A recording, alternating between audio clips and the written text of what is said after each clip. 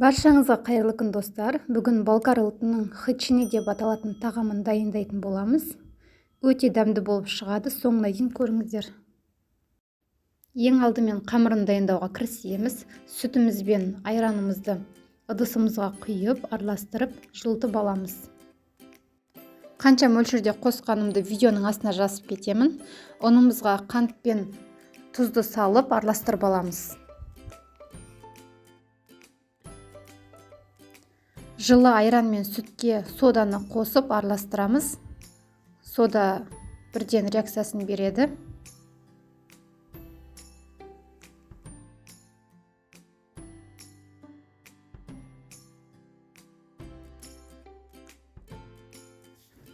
Ұнымызға жақындатып, ұнымыздың үстіне құямыз. Араластырып, оның үстіне ертілген сары майымызды құйып, қамырымызды илейміз.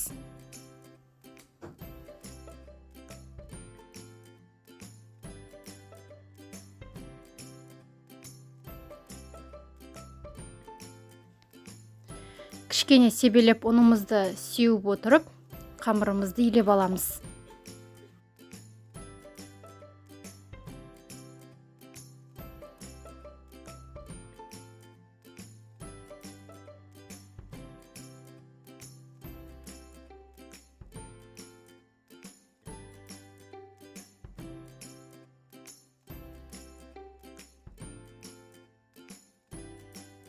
Хычинийіміздің қамыры осындай жұмсақ болып иленеді. Салафанға салып, тоңазытқышқа 2-3 сағат көлемінде салып қоямыз.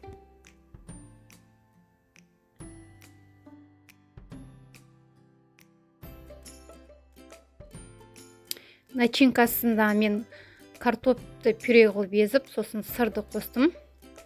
Сіздер бринза пайдалансаңыздар да болады. Қалауларыңызша аскөк салсаңыздар да болады. Араластырып, қолмен араластырып аламыз, осылай жақсылап. Әр қамырға салатындай етіп домалақтап бөліп шығамыз начинкамызды. Қамырымызды бөліп шығамыз. Менде 9 бөлік шықты. 9-ға бөліп алдым. Осылай домалақтап, ортасына жаңағы начинкамызды салып, жұқалап, жайып аламыз. Өзіңіздің табаңыздың көлеміне қарай жаясыз.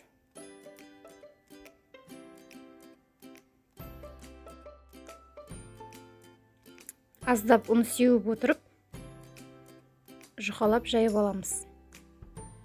Достар, менің видеом ұнаса, менің каналыма тіркеліп, лайк басып, комментарий қалдыруды ұмытпаймыз.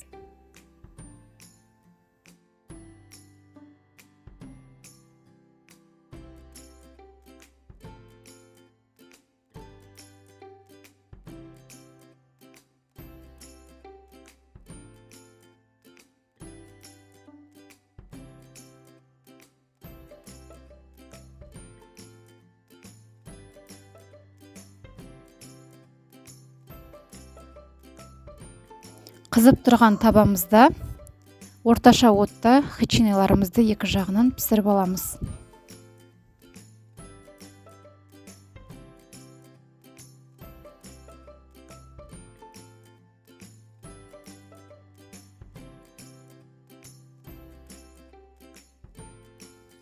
Ыстықтай сары майымызды екі бетіне де жағып шығамыз.